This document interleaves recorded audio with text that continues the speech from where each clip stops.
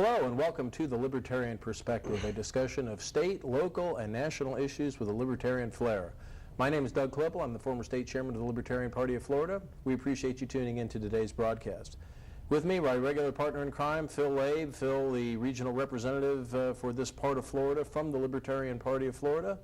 Phil, good to see you again, and thanks for joining us on the broadcast. Good to be here. We seem to say this all the time, but unfortunately our friends in Washington, D.C., Tallahassee, and here in Jacksonville have created all kinds of mischief once again during the time since we've sat down here, so we've got a lot to talk about.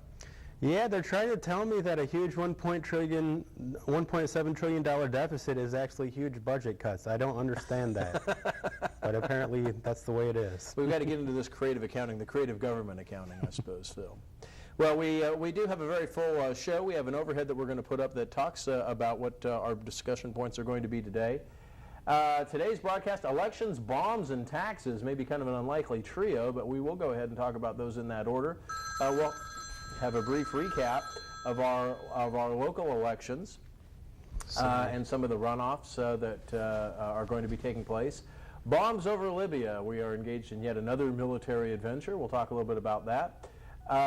April is income tax month, in some ways the cruelest month of the year, and so we're going to spend a little bit of time talking about that, Phil, the history of the income tax and some interesting facts, maybe some alternatives, and how people can get involved in that, because certainly the income tax is something that's gotten a lot of attention here recently. So if you don't like that stuff, you're in the wrong spot, huh?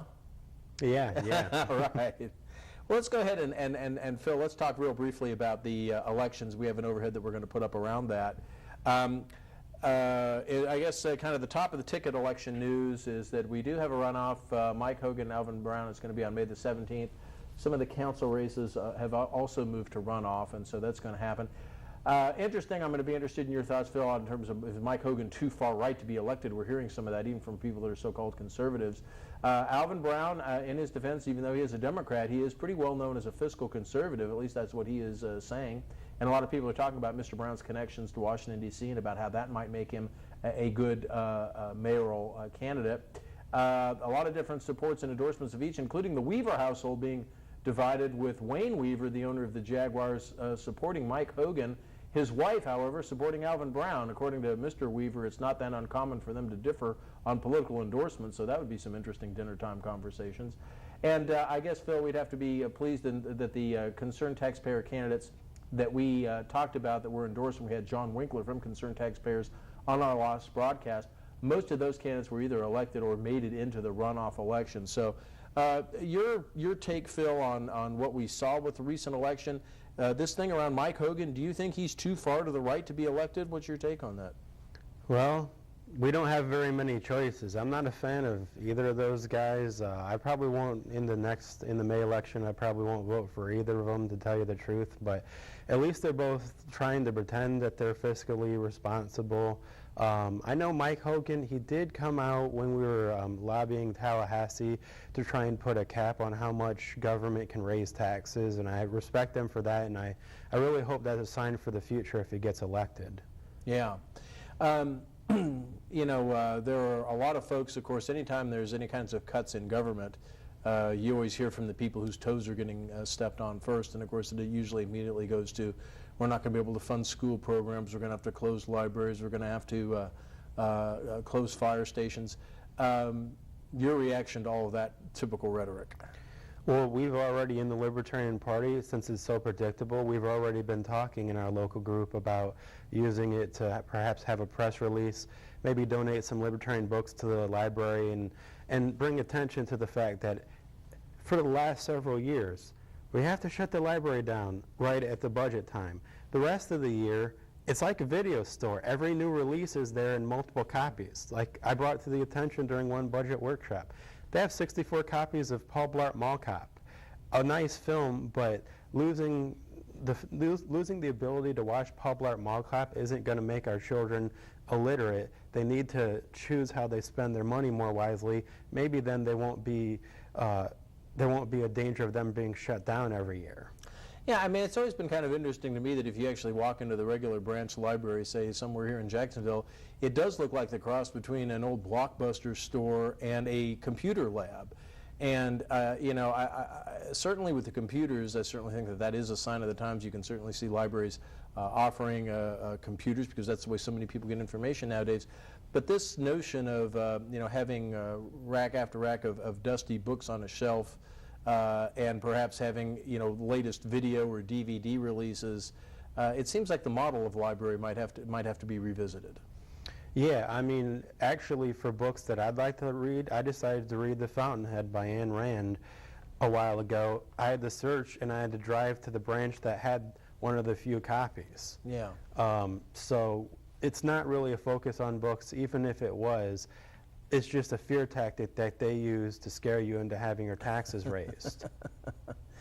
Well, I suppose it will be interesting. There is a certain, reasonably well-known newspaper columnist here in Jacksonville by the name of Ron Littlepage, who has quoted in his articles as saying that Mike Hogan would take Jacksonville back to the days of Cowford, one of the early names of Jacksonville. I certainly think as libertarians, we would have to applaud at least some attention being focused on trimming expenditures of government and really focusing on what kind of essential services we want our local government to provide.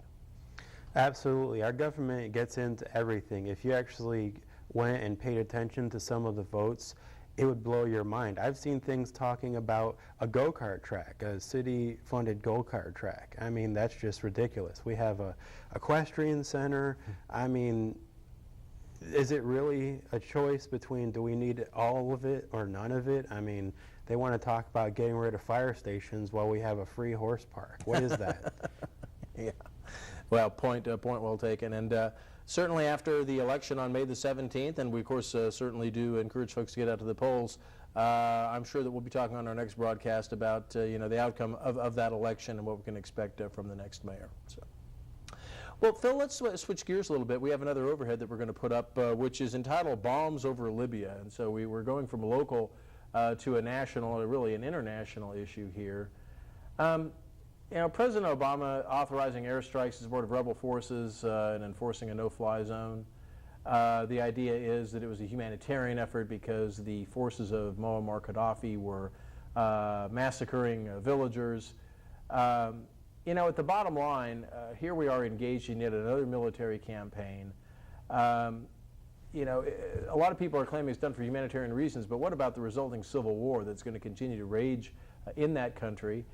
And, we have another chapter of American interventionism here. And, Phil, one thing that always seems to be lost among the commentators when they're discussing this issue is the fact that anytime we intervene in a foreign country, we basically make enemies of at least half of the population that's there. I really have yet to see us getting involved in other people's business work out in America's best interest. You kind of have to have a different viewpoint on what's in our best interest to believe that. And the idea that bombing people is humanitarian is just strange. And I know it's got to be tough. I'm sure that they're doing bad things over there. But I think if if we'd had a different focus this whole time for 50 to 100 years, if we were less interventionist, the whole world would be a better place. In general, when these dictators would do these things, people would move. They wouldn't have anybody to subjugate. Yes, there'd be deaths, but slowly but surely they would stop doing it. But really what happens, we go in, we put someone else in power, they go crazy, and we propagate the cycle. Yeah, I mean, I think that your point is, is well taken. If you actually were to create a list of all the spots that we've intervened, over the last decades or whatever, and come up with quote-unquote true success stories, you really would be pretty hard-pressed to identify those, whether it's Somalia or Kosovo, any of these areas. It's not like, when we leave the situation, that things are substantively different than they were when we first started. Yeah, and really a lot of the dictators that we have to deal with right now that are enemies of our country are people that used to be, they're our friends. I mean, back in the 80s, Osama bin Laden was a freedom fighter, quote unquote. And so, Saddam Hussein, he was a big ally. I mean, I've seen pictures of him shaking hands with Dick Cheney. At that time, he was considered an ally. And I really think you just have to look at the process and realize it doesn't work. It's not about those people being bad. Not saying they aren't, the next guy is going to be just as bad. The process doesn't work. That's right. Well, George Washington's farewell address after serving as the first U.S. president contained a quote that's pretty famous in libertarian circles, and the gist of the quote is something along the lines of friendship and free trade with all nations, entangling alliances with none. Washington had seen what had happened to Europe that had been ripped apart by factional wars and alliances that when one country got involved in some kind of dispute with another country, other countries were automatically involved as well. We seem to have gotten away from that. Absolutely, and it costs us money. It's not just about lies or right or wrong. At the end of the day, regardless of how great it is, an idea to do that, we don't have the money to do it. And I would assume, Phil, that as a libertarian like me, you know, this very notion that the world is somehow a marionette stage, you know, for us to manipulate and get in and change to our liking and actively involve ourselves in the affairs of other countries, you know, supporting certain candidates, destabilizing other governments. That's certainly not a very libertarian sentiment, is it? No, and it does disappoint me. Typically on the news, the framework of all the discussion is whether it's a good idea or not whether it's even appropriate for America just to walk in and say, hi, country that's having problems, here we are, and here's the new rules.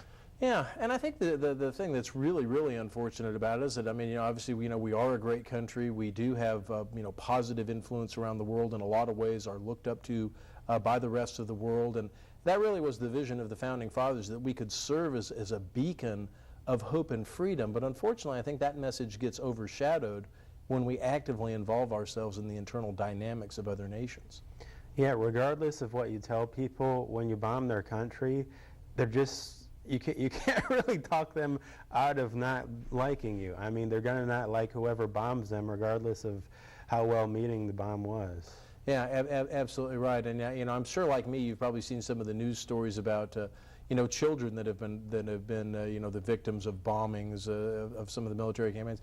You know, and they, you know, there'll be a child profiled on the news where they fly him or her over here and they have some amazing reconstructive surgery, and you know, we help repair a limb or provide plastic surgery or something along those lines, which are, you know, are great human interest stories. But of course, at the end of the day, how many kids aren't helped? That's point number one. And point number two is, wouldn't we be better off if that child was never in that situation to begin with?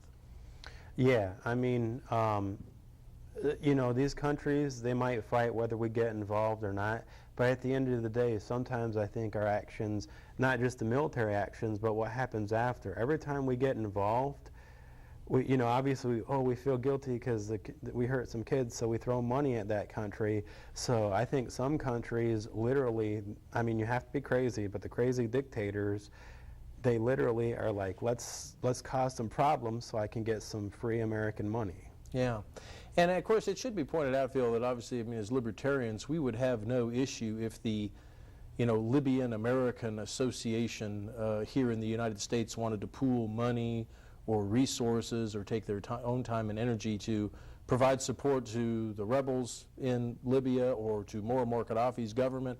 We wouldn't have issues with that. It's when it's done under the auspices of the U.S. government that it becomes of concern to us. Well, quite frankly, they would probably be charged with aiding and abetting terrorists, because literally Al-Qaeda is actually on the side of the rebels, and so are we. I mean, I haven't looked into a lot of the actual issues regarding what started the conflict, but I don't know. I don't feel comfortable with that. Yeah. You know, I'm struck, Phil, by the fact that, you know, I remember reading a research study that was probably published 6 or 7 years ago, where this author analyzed various acts of terrorism from around the globe, and he was basically trying to do a root cause analysis in terms of what promoted, you know, suicide attacks, other types of terrorist acts. And interestingly enough, the major factor contributing of it was really not religious fanaticism.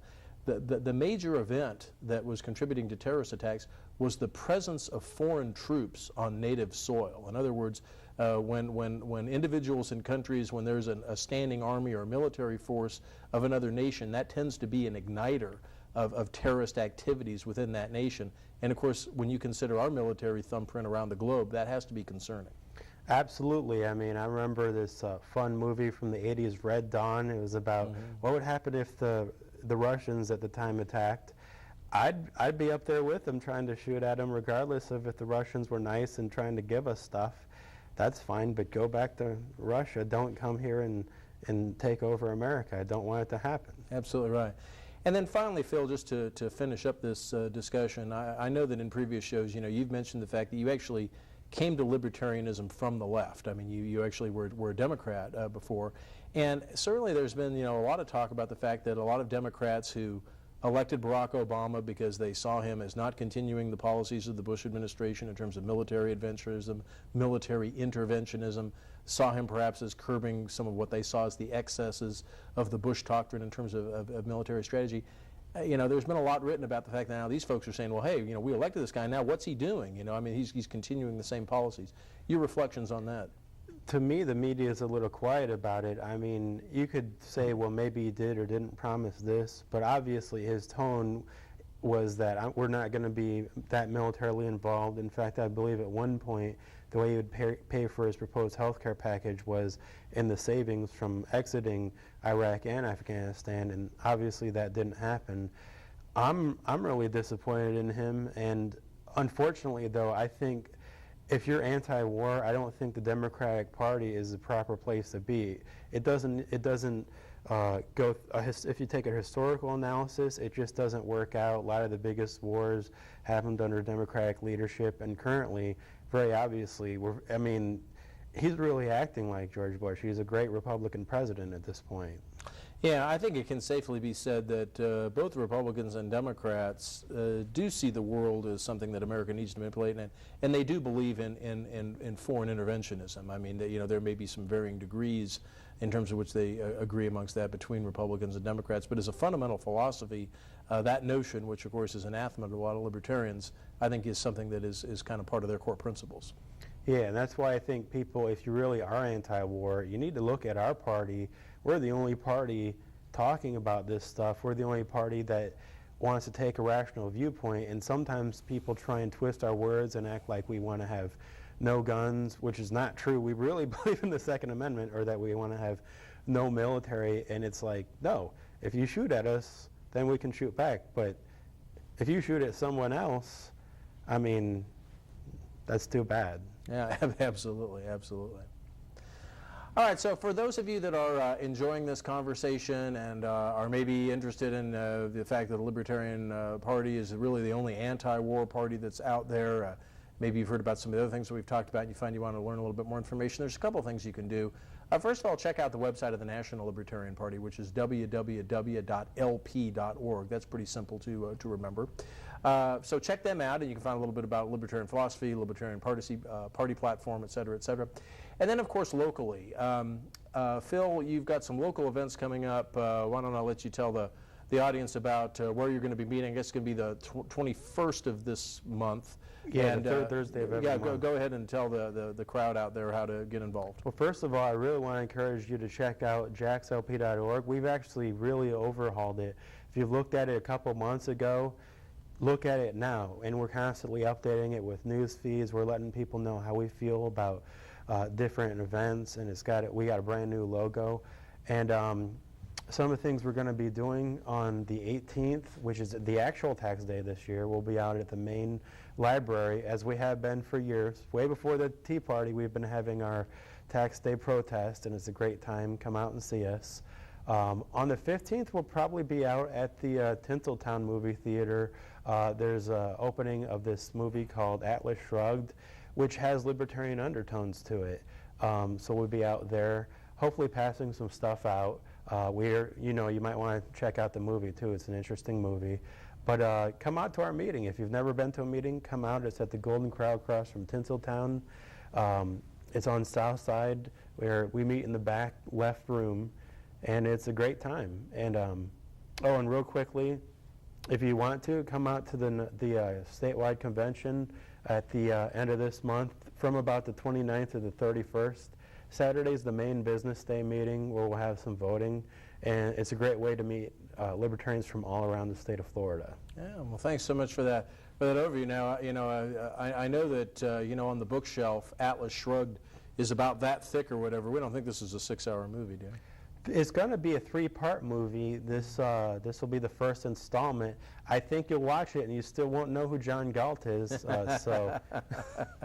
Yeah, and for those that haven't seen it, of course, Atlas Shrugged is a great ode to libertarianism, certainly ode to the spirit of the individual against the collective, and it is a very engaging story, and so we certainly do encourage folks to get out to see this movie. It's been talked about being made for a number of years, so it's great to actually see it on the silver screen. So, well, thanks for all that information and overview, Phil, and we'll, of course, be repeating that again at the end of the broadcast in terms of the meeting information.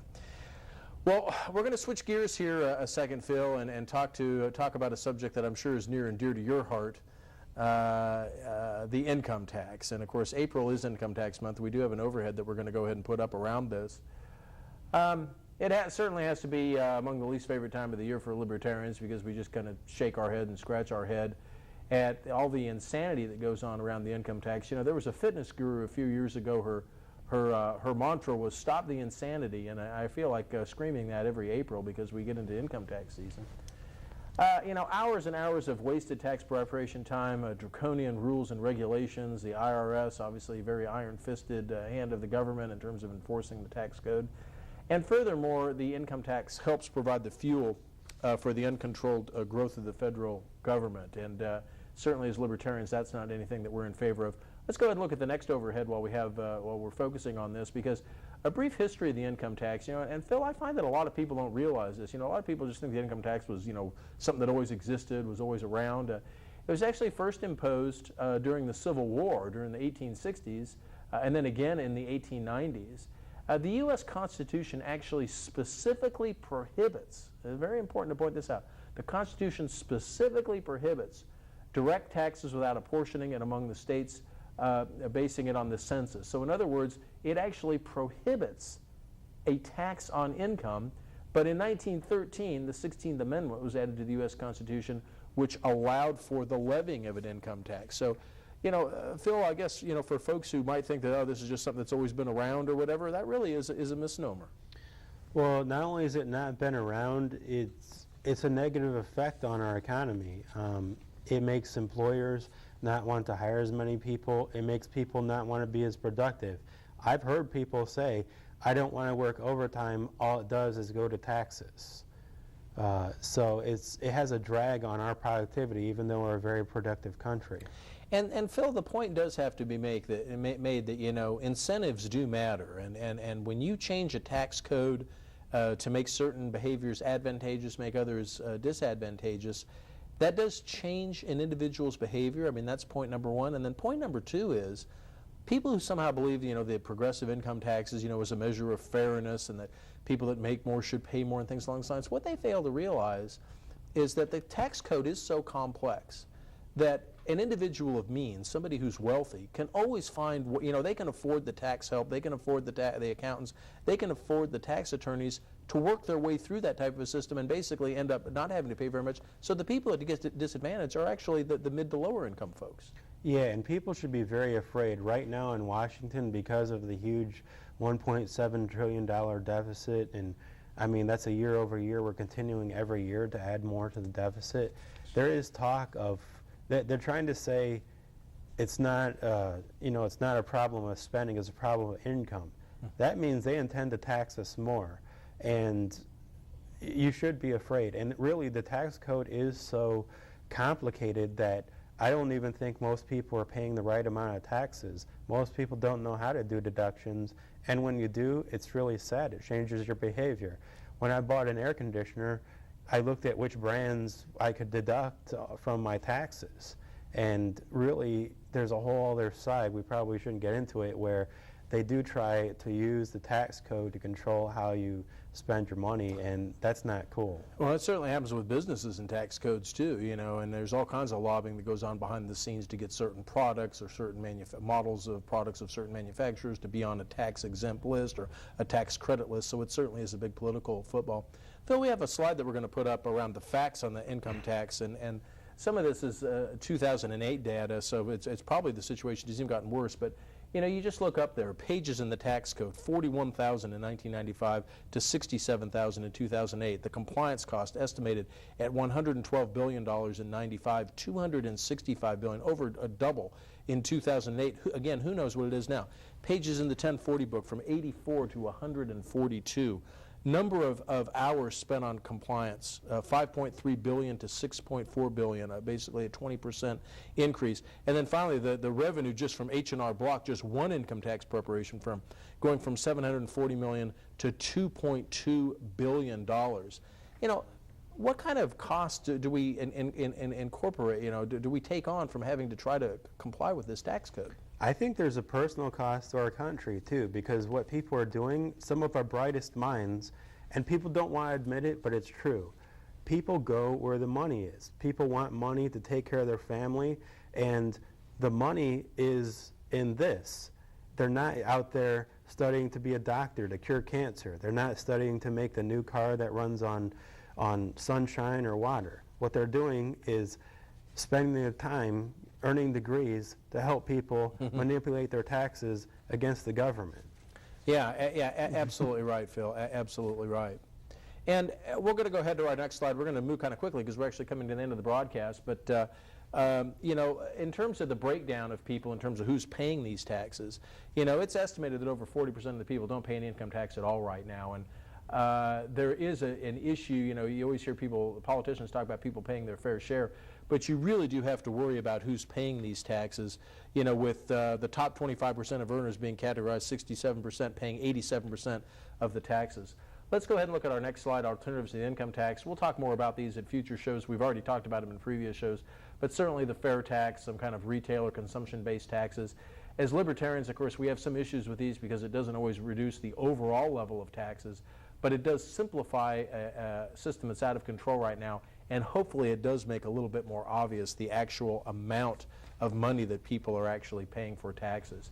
If we can go ahead and and you know, some benefits of some of the other tax systems in terms of obviously people paying more of their paychecks, keeping more of their paychecks, and hopefully bringing more accountability to tax policy.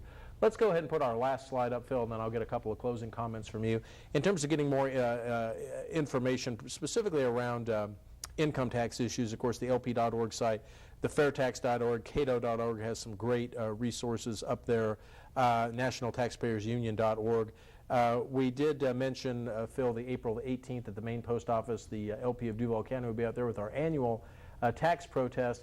And then on the 15th, there's a rally at the Jacksonville Atlantic being hosted by the Tea Party. Governor Rick Scott, I believe, and other notables are actually going to be there. So lots of things with the income tax being in the news. We certainly are glad to see that. Libertarians, of course, want to take a slightly different angle on the income tax, and hopefully some of this attention will result in moving in that direction. Phil, we're at less than a minute. Why don't you again just give a quick recap of some of our upcoming meeting stuff and what people can do to get involved? Please check out jaxlp.org. It's changed. We like it, and you can contact us and give us feedback. I believe it's the 21st, but it's always the third Thursday of every month. We have our meeting at the Golden Corral across from Tinseltown. Come on out. Yeah, fantastic. Well, Phil, as always, thank you very much for taking the time to come on the broadcast and for sharing your thoughts, and we'll look forward to seeing you next month. All right. All right, again.